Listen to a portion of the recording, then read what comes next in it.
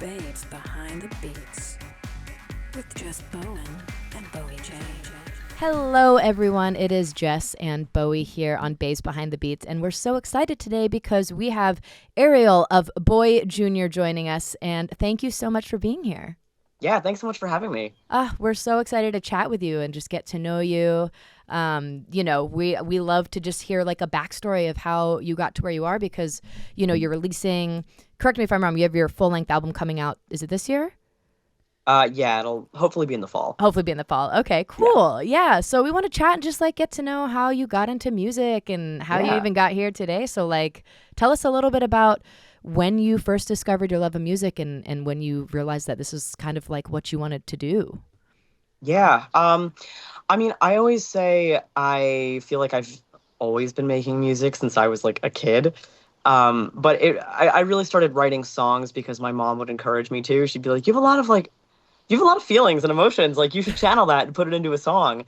So I started trying to do that when I was like 11, like middle school age, and just kept writing stuff on like acoustic guitar and piano. That's so young. At 11 years old, you were writing That's already? Crazy. Yeah. But wait, was she a musician? Because like, pretty sure my mum wasn't telling me to put things into lyrics.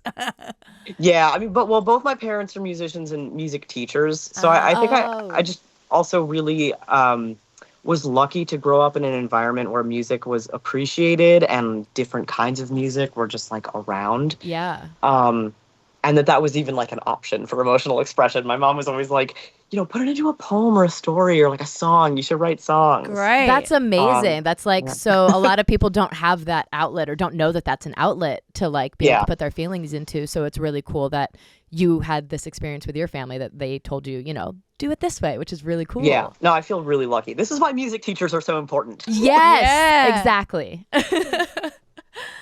But yeah, so you started writing at 11 and were these like, so then did you start performing these songs or were you or actually no, I wanted to know, were you in like school band then? Like did you do music in school? I did. I was in we started playing instrument. You could like pick an instrument in like elementary school, and I did trumpet at first, and then I switched to baritone because I hated carrying like the whole trumpet case. Yeah. And if you did baritone, all you had to do was bring your mouthpiece because they had a baritone at school. Oh, so that's hilarious. hilarious. I was gonna say wait, because when you said I didn't want to carry a trumpet, I'm like, but a I was like, baritone's that's bigger. No, I've got this perfect life hack.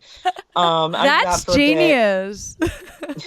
And then I started taking guitar lessons when I was in high school. I taught myself a bunch of chords, like because I started writing songs and just like learning other songs. I had a camp counselor who told me about, oh my God, is it ultimateguitar.com? That like you could just people just upload like guitar chords. Yeah, and you could just I've used learn it. like where the chords fall. Against the lyrics. Is it like tabs? Is that what they call it? It's like when basically they have tabs, but I was really averse to learning tabs for a long time because I was like that. Well, a lot of tabs are useful for like solos. Oh, okay. And I didn't care about learning solos, and I was like, I'm not here for melodies. I just want to like accompany myself. But at some point I started learning how to read chord charts because that just shows you like where on the guitar you like place your fingers. Yeah. That was me doing a C chord, by the way. Okay. I'm a drummer and she's the DJ, so I'm glad you told us because I would have been like, you're just doing something with your hands. I don't know. Everybody's got like their cymbals. Yeah. Hand movement. Exactly. Like I'm over here being like, and I'm like this. yeah. That's funny. So you got into the guitar then, which is very useful for performing, obviously. Yeah, eventually I started performing stuff just like accompanying myself on guitar. I really didn't start performing like as Boy Jnr, like with this name until I was in college and I just needed like a moniker to do a solo show. And I'd been floating this name, I was thinking about names for a while and I had like a list of band names and had this one floating around. And then my sibling is a graphic designer, as well as the drummer for my live performances. And they were like, here, I'll make a Boy Jnr logo. So once I had a logo, I was like, oh yeah, it's legit. I have my name in a font. And now now this is it. And I had That's an sick. electric guitar then. So I was like, yeah, Oh, the cool. big leagues. I've got a logo. I've got an electric guitar instead of acoustic. Yeah. You're like, let's go. This is Yeah. it. Let's start Yeah, playing I'm ready. live. So how'd you get your first gig then? Technically, really the first thing that I did, like with this name, I think there was just like a bunch of solo artists that I had met while I was in school, and we had just floated around the idea of like, let's do like a little showcase of solo artists. And then I think it had to be like my winter break or something. I think I just emailed some like local promoters and where I live in Rochester, New York. And I was like, hi, I'm a solo musician. Here's some songs I have on Bandcamp. Yeah. If you can just add me to a show you already have, that would be so cool. Yes. And I guess I was just like pushy, and they were like, yeah, okay, join this bill. And really everything that I've done from there has just been like meeting other musicians in the area and setting up shows and getting offers. And now I have a DIY booking agent, and it's a lot less stressful. Yeah. Not having to figure those things out myself. Oh, totally. Booking I'm agents, sure. everything. But no, that's what I really want to touch on that point that you just said, which is the reaching out to venues Yeah. and promoters and being like, oh, hey, like, please put me, on any gig. And like, this was kind of the way, my band even started out 15, 16 years ago. Same with And DJ gigs. Same, I think it's really important for people to know that it's really good to lay those, like just early on laying that foundation of working hard and trying to reach out to people in your local area, local venues, and being like, hey, if there are bands passing through that you think I'd fit the bill, I could bring in X amount of people, or would love to be on the show, whatever it is. It's great to reach out. Exactly what I did. And then I would message like everybody I knew in the area, and people like, I don't know, even like friends from high school I hadn't seen for like a year. And I was like, hey, I have a band now and we're playing to the show. Please come. Yeah. And I genuinely, like, you just have to be so annoying. I always feel so obnoxious, even reaching out to friends and being like, hey, I released a new song. Like, the algorithm isn't showing you my videos probably. Did you know that I'm still out here making music? Here's a link. That's what you have to do, though, you right? have to be so forward, like with music. It's crazy. It's like shameless promotion you have to do for yourself, and it's really important these days. Even pitching yourself to venues, you just have to be bold. Well, and especially because it's so now there's so many different artists. It seems like it's a little saturated, especially with the whole TikTok world and everything. Everyone's now putting themselves out there as artists, and I love that there is a platform that people can do that on. But like to actually be able to be like, no, I want to play shows and show you that I can do this live, not just in front of like a camera at my house. Totally. Like, I mean, I was doing stuff live for years before, like TikTok was exactly a platform for discovering music, and like not just, I know it was Musically first. Right. But I was playing locally a ton and trying to take out of town gigs when I could. I did book one DIY tour myself in 2019. Yeah.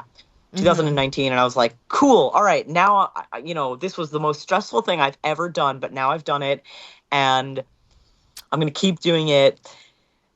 Totally. And, yeah. Then I was going to book another summer tour, but it was COVID. So and then that a lot of the energy has just been dedicated to digital stuff, which is great in a lot of ways, honestly. Yeah. Yeah. So how do you approach the TikTok world? Because I know you've got quite a following on TikTok. So how do you approach that? Or how did you start approaching it? And when did you see that you started getting traction? The first stuff that I really did, I was using it as a way to just give myself little writing and production assignments. Because I had always wanted to do video stuff, and I was like, oh, YouTube's got to be the way to go.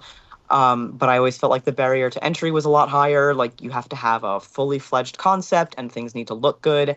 And I was like, if I can't do it like perfectly, I'm not going to want to do it.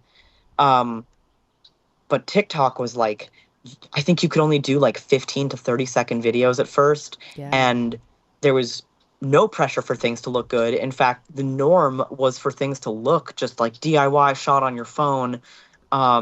there weren't even really easy ways to like upload your own audio yet. So I was just using audio, like just hitting play on my laptop, and stuff was coming through the monitors. And I was challenging myself to write like different like niche indie genres in like, you know, a minute or less. So the first thing that I had made that actually, you know, kind of just reached outside my circle and there were people asking for a full version was like, I was like, this is my impression of, I said like, you know, music for like commercials, like indie pop music for commercials, like very like indie poptimism, Bleachers, Carly Rae Jepsen kind of vibes. Yeah. And I don't know, I was doing like ironically, but I was like, no, I really like this sound. Like I was having a lot of fun doing it.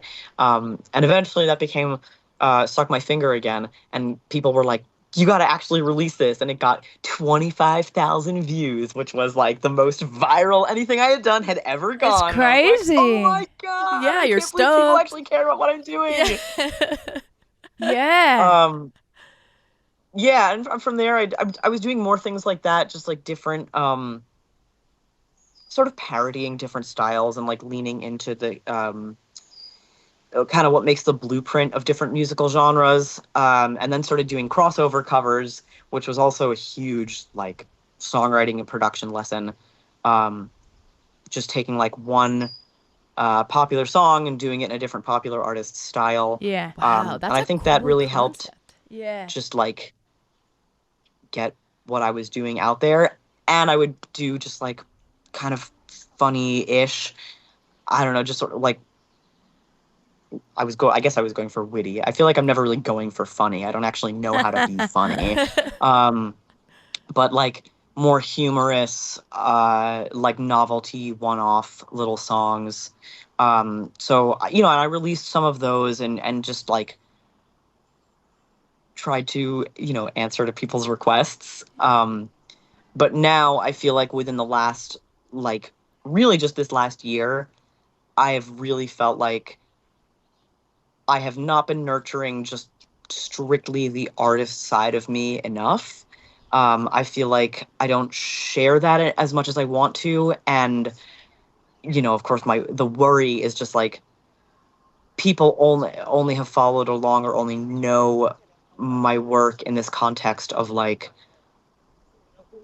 sort of unserious stuff. Not that it, you know, it's still serious work that takes a lot of work, but Yeah. you get thrown into this this like a typecast. category yeah. of being like a TikTok musician. Yeah. Right. And it's like, oh yeah, well I'm only able to make this stuff, make this funny, like novelty stuff because I've been doing this and making music and performing and doing like the DIY stuff for years beforehand. Exactly. Yeah. Like you knew how to make a song and do it in someone's tone because you are an artist and have been doing this since you were like 11. Like it's not just like you were like, and because I'm obsessive and passionate about it too. Totally. I mean, it's also just that. And you need to be. You need to be. Yeah. Yeah. That's amazing. So how are you? Are you gonna have another profile, or you're still putting it up on the same TikTok page? Yeah. I mean, it's still all Boy Jr. And like, I've definitely still woven a lot of my like serious, legit work. Which always, I mean, I say serious, but like I feel like I'm very serious about being very fun and goofy. But I've always woven that into every platform that I'm on. It's just, you know, it's still, oh, Walter's about to walk right Oh my god. Oh my god, that was the best. That's amazing. I was like, there's an alien on the screen. You say his name is Walter? Yeah. What a beauty. Oh, Walter's beautiful. Welcome, Walter, everybody, to Babes Behind the Beats. Do you want to talk about your new album? Yeah, Walter, we Cameo. love. Butt out of here. He's like, this is what I think about that. Oh my god, I love that. We are using that clip. That is absolutely going on our page. Good. We are animal the best part. lovers. That's the highlight of the whole thing. Yeah. Amazing. Oh god. What was I gonna ask? And you were saying, so has your sibling always been a part of your project then? Yeah, definitely. Okay, so they're a big I mean, part of it as well. Even if it's just like I'm tossing ideas off of them, they've done like all of the kind of like the visual design side of things since I started doing stuff. And they do drums for the live shows, except for when they can't. And are the only person in the world that I know 100% fully gets me, except for like my mom. But yeah, that's cool. I think sometimes it's just a sibling thing. It's nice to have a sibling to who lean really on, who really gets you and understands, to do art with. Yeah. It's really cool, I'm sure. Absolutely. It's like the coolest thing in the world. That's amazing. And what about the other members of Boy Jr.? Are they kind of rotating members, or do you have anyone specific? Like, do you have like a band that is like the band? Well, since doing the first tour in 2019, that first tour that we did, it was me and Carrie, my sibling, and James played guitar, who I call Philippe, and that's kind of just become his like Boy Jr. stage name, which I love. that was like the high school nickname. That's great. And now it's kind of got a new context. And the three of us have gone out on the road together a couple more times since then.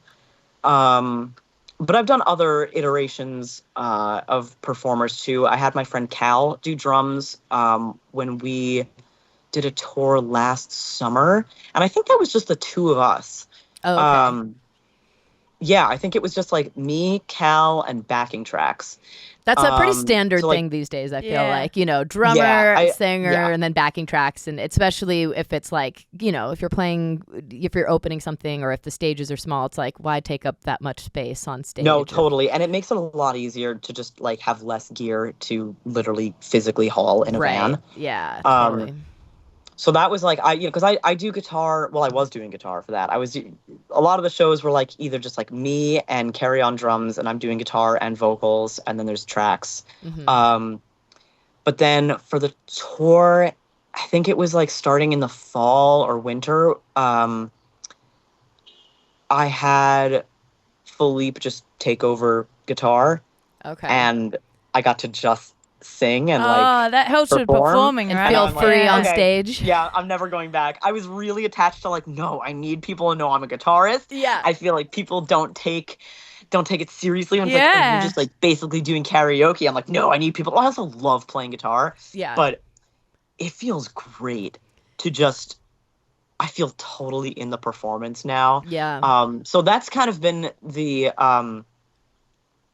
most recent lineup. Gotcha. And there will definitely be more shows with that lineup soon. I'm really excited. Oh, fun. Yeah. So another question I guess I kind of wanted to touch on. So what exactly do you feel like you would, I think you said something on your Instagram, or I saw something on your Instagram that says like, what is the genre? Like, is it electro pop? Is it like, is this a joke? Like, is this like something that you think like an ongoing joke that you have yourself about it? Or like, cause I feel like it's like pretty electro pop, right? Like garage. Yes, I definitely feel like ultimately it falls under the umbrella of electropop. But I also feel like, and I think this definitely comes from being having to be very online and very involved in this algorithm promotion age in music, is like keywords are everything, and this sort of hyper individualized aestheticization and genre-ing of everything. Like everything becomes a certain core. People get really into these like micro genres, which is really cool. But I don't think I'm ever going to like want to be really strictly down one path of a genre, because my music is also very rock influenced.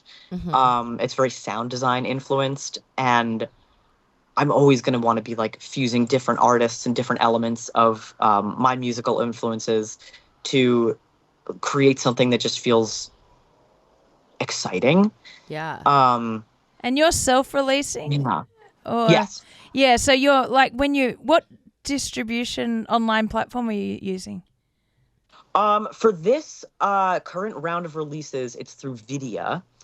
I used to release stuff with DistroKid and Level in the past, and just get everything up on like any and all DSPs that those platforms offer. Because it's interesting, like because I also self-release, but I use AWOL. But it's like you have to pick I've tried to look into AWOL, but I know like you have to like know somebody. I don't know how. I think I might have been good timing when I got on, but it's like you have to pick the category you're going to release in, the genre, because that's going to affect the chart. So you're like, is this house music? For me, it's dance music. So is it house, or is it tech house, or is it like there's 400 different categories, and that means you might be in the top 100 or you're not. Like, dang. Yeah. No, it's stressful because I feel like depending on who you're talking to, you can tell someone like I make indie music. And they'll be like, oh, cool. So that means it's a pretty broad category, but the bottom line is that you are making it mostly yourself. But like for a lot of people, if you just search like indie music as an aesthetic, I don't know, you're going to get like sort of beachy guitar pop with a little bit of synth, but it's so broad. And if you search for an indie playlist, these days you're going to get, it's mostly going to be artists who are not independent. You're going to get artists who are like signed and backed by a label, but are doing something that's slightly more experimental than the dance pop of the early 10s Noah and Khan. early 20s. They're like independent indie. Noah Khan or something is on your playlist. You're like, this person is not. He's massive. Indie can be like indie folk, but indie can also be like people would consider Billie Eilish indie. Right. Yeah. But it's like, but that's also she's a mainstream pop artist. Like really mainstream. It kind of defeats the word, doesn't it? Oh my God. But if you say crazy. alternative, I would definitely consider some of the stuff I do to be like alternative pop rock. Yeah. But if you say alternative music, people think like, okay, that's punk. Like alternative is like, you're if right. you search alternative aesthetic or alternative music, it's just like, oh, did you mean e-girls because we're on TikTok? Yeah. Oh my God. It's very weirdly limited. It's wild. Because of this like algorithm categorization thing. Yeah. And I just think it's fun to poke at it and be like, what genre is this? My Spotify bio is responses people gave me from when I asked what genre is Boy Jr. And people just came up with like all sorts of ridiculous things. So I just put all those things in a row, and it's just sort of like cool. Oh my God. I need to check very that. chaotic list. I love that. What was your approach for releasing singles on TikTok? Like, you putting like, a lot of people put videos with mouthing to the song, or like, was there a strategy with that? I try a little bit of everything. And see what hits, I wind up just making notes on my phone for like different songs. Like I have just like one super messy note for Bullying Myself, the song I just put out, or just any idea I think of that like I maybe could use to make content around the song. I just start filling that with ideas. Yeah. Because I'd love to just like funnel more energy into making artistically driven visual content. But I think people like need a little bit more context than just like something like that's like kind of too artsy. Yeah, you're I just so feel right. I can really get lost in just people's scrolling, and I understand why. I mean, as much as like I'm like, oh, we should care about art more, nothing hooks me in like somebody sort of guiding my attention with some kind of story or context or like gimmick. Yeah, That's true. I agree. I'm the same. I feel like that's the thing that draws me in the most. Yeah, on you're TikTok. right. And like when I stop scrolling is when someone's like in front of the camera Talking starting to camera. tell me what's something that was happening to them or an experience they had or something. rather than something pretty. Rather than literally something artistic. that was done almost too well on TikTok, I end up scrolling past if it looks professionally done, because I'm just like, oh, like another promo for something. You know what I mean? Yeah, I'm you like, think it's an ad. Right. Yeah, Yeah. you think it's an ad. Yeah. So I always scroll past that. So Absolutely. No, I feel like there's stuff I'm really proud of that I'm like, I know it's not like, performing as well because it's just a cool visualizer with lyrics and me lip syncing, but people are kind of oversaturated with people promoting their music. Yeah. And I think people are just really sick of having music promoted to them. That's why the whole like, did I just write the song of the summer thing became such a meme. Yeah. Yeah. And also the Everyone's title. like, no, you didn't write the song of the summer. Yeah. Also, the title is so important for people who can, like, when you're putting up a story, you're like, I want a song to do with dogs. Now, if dog's not in the title, it's not coming up. So for your TikToks or your Insta stories or whatever, it's like it's so crazy, all of that. So many keywords and stuff to like think about to put in there, and then it's a lot. It's a lot to think about, but it's a lot to think about, and I hate it sometimes. I'm like, I can't believe the amount of mental energy and how much conversation I have had about just like this current landscape of content creation, music promotion, the algorithm age and its effect on art. Yeah. But I also, as much as it's like, wow, this is exhausting, and I feel like me and everybody else I know feels insane right now because it's just such a weird, hyper-connected yet disconnected time to be alive. Yeah. But I also find it really fascinating, and I love talking about it. Yeah. It's a good way to put it. Hyper-connected but disconnected. Totally. Yeah. Totally. It's super bizarre. Yeah. And I think people are really aware of it. Like, you get people saying, negatively saying that certain music is TikTok music, and that it sounds like it was just made to get popular on TikTok. Which sucks. I think that's like a crummy thing to say to somebody who's like probably just trying their hardest to make art that like matters to them. Yeah. And also, I think what people are mistaking for like quote TikTok music is songwriting that's just very like storytelling based or imagery based, which has always been an effective method of songwriting. Like people like stories. But I think we are seeing more and more music that has TikTok or Reels or YouTube Shorts in mind for like, how will this resonate with people who have never heard this song or this artist on a first time listen? Yeah. Yes. Like, people are making TikTok music, but I don't know if that necessarily matters. No. People were making radio music at a certain point, and people were annoyed by that. Right, yeah. Just having the video in mind that's going to be associated with it, but it's not going to be a music video. It's going to be a moment or a talking to camera. And let's be real, a lot of these, labels are telling their artists about like Definitely. we need like sorry we need the TikTok content, and so at some point you're as an artist going to be like, well then fine, fuck, like I can't win, so I might as well just make a song that I think could blow up on TikTok because if you need that. It's a lot easier to promote a song when the song kind of promotes itself. Yeah, totally. And I think we're already seeing more and more artists who are just like leaning into that. Which makes my skin crawl sometimes, and also makes me think. I don't know. Yeah, it is a weird, we talk about this a lot on our show because like you said, I mean, it is just like, this is the music industry right now that we're living in. Yes. I mean, there's just no doubt about it that it is very much a TikTok world, and that's dominating the creative process as far as not we can't just write songs anymore, it feels like. You can't just sit down and be like on your guitar like, wow, I just I wrote a really cool song. It's like it just, you have the stress and anxiety about, well, how do I turn this into something viral, or how do I get people to listen to this? Right. And it's super stressful. I mean, I have since delving more into this side of things, I've realized I start to measure like my worth in like a view count, and it feels like getting a bad grade on an assignment I worked hard on when it's like, oh, this didn't even break 1,000 views. Yeah, totally. It just it changes so rapidly, and the fact that so many artists who are making work that is powerful, and that they have built up an audience over the years, and they can't even reach that audience whenever they have a new release, because if it's not some kind of gimmick, you're always up against the algorithm. Yeah. I meant to tell you, actually, your band stuff, it doesn't come up in my algorithm.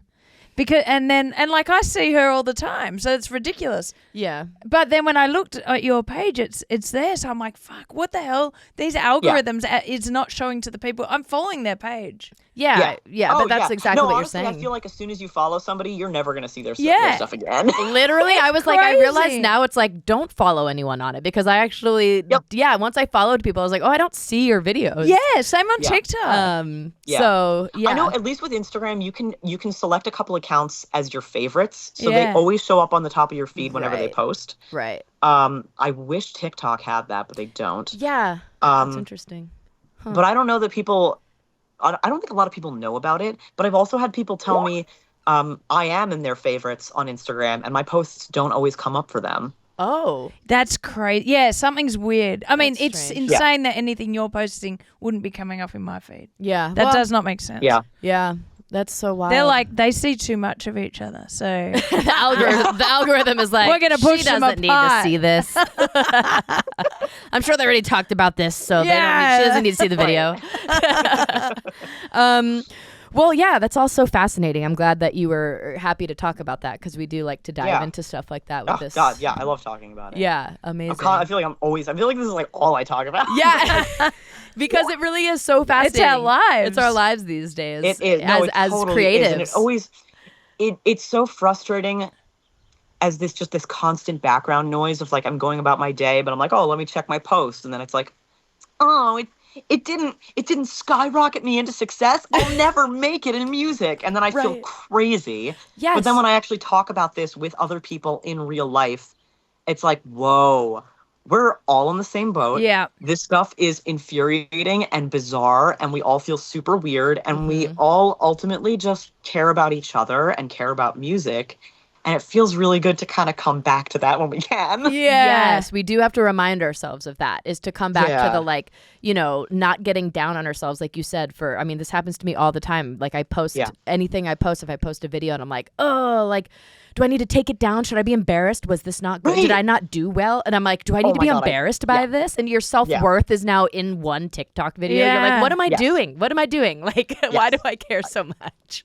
Yeah, I absolutely feel that. And it's like, well, why do I care? Because to a certain extent, like, it's not the be all end all, but like, it has such a heightened level of importance right now that it genuinely stresses me out. I'm like, I fear never being able to legitimately sustain a career or make a living because my video views dropped off. And I fear that can be the difference between, having any kind of brand or monetary or label interest in what I'm doing.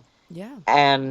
Also it can just make a big difference in, like, do my actual fans know what I'm up to? And can people buy the music or merch or tickets? And if they're not seeing this stuff, that's the difference between, like, me being able to afford, like, gas and food or not. Yeah. Yes, exactly. Totally. Yeah. Wow, I'm glad we chatted about that. Yeah, me too. Getting it. I'm like, whew, feel like I just had a little therapy session, got it off my chest a little bit. I'm like, oh my God, we all feel the same. Whew. Yeah. Literally anytime I talk about this with other people, it's like, oh God, well, at least I'm not the only person who's dealing with this. Yes. Well, before we start closing, wrapping up, I just wanted to ask a little bit about the new album. Do you you're independent releasing, so do you have a date yet, or is it because it's a self-release you're kind of not really trying to put too much of Yeah, tentatively right now the date we have in mind for the full album release is October 23rd. Coming up. Okay. So as long as we stick to that schedule and get all the artwork done in time, I guess, really. Are all the songs are all done? Recorded? Yeah. Amazing. The songs are all done, and I'm already working on songs for, like, a deluxe edition, because I wrote all these breakup songs from, like, all different relationships, and then I had the album done and, like, sent out, and then I was like, oh, wait, I have more to say. That's funny. Don't you love when that happens? I went through another breakup, and I was like, okay, now I have to write about this one. That's perfect. But there you go, deluxe. You've already got the deluxe album coming out. Like that's great that you already have that in mind. And then probably after that, you're like, well, fuck, I've got a second album. I'm ready to start writing. You should call it. Oh my god, no! I already have ideas for like the next album after this one and the album after that one, and I'm like, I gotta hurry up. I have too many songs I need to put out. You can call it, but wait, there's more. Literally, oh my god. But wait, yeah, amazing. Oh, that's exciting. We're excited to hear your new album. Yeah, can't wait for that. Thank you. I am so excited to get it out there.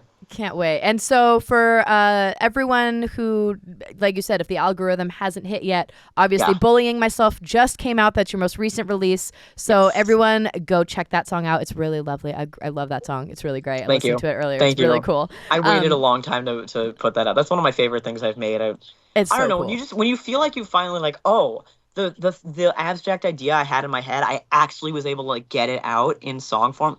Ooh, nothing beats that feeling. Nothing more satisfying than that. Amazing. Awesome. Well, for anyone who's not already following you, do you want to give all your social media handles so everyone can go check out what you're up to? Yeah.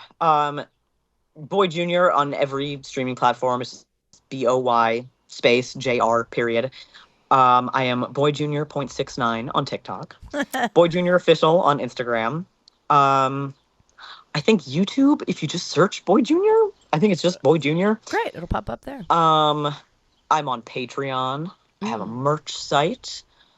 What other platforms are there? I think that's it. That's pretty much it. I think I got everything.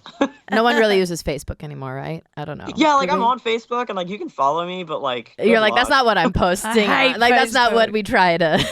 We don't prioritize it. It's Boy Jr. Music on Twitter as well. Oh, there we go. And I'm on Threads. Oh, that's right. All of them. Okay. That's a lot. It's a lot. But if you just look up Boy Jr. and then also we'll tag as much as we can when we post this. So everyone can if you find me on any platform, there's links out to all of the other platforms on Linktree anyway. So amazing. Awesome. Well, thank you. Thank you so much for being here. So nice chatting with you. Thank you so much for setting this up and chatting. I feel lighter. I like feel relieved. Yeah, we love it, right? No, it was very nice talking just to like you. A weight is lifted off of my chest now after having this chat. It's amazing. Well, awesome. Have a good rest of your day. And thank you again for doing this. Yeah, we appreciate it. Thank you so much. Enjoy the rest of your day. Okay, bye. Thank you. Bye, y'all. Bye.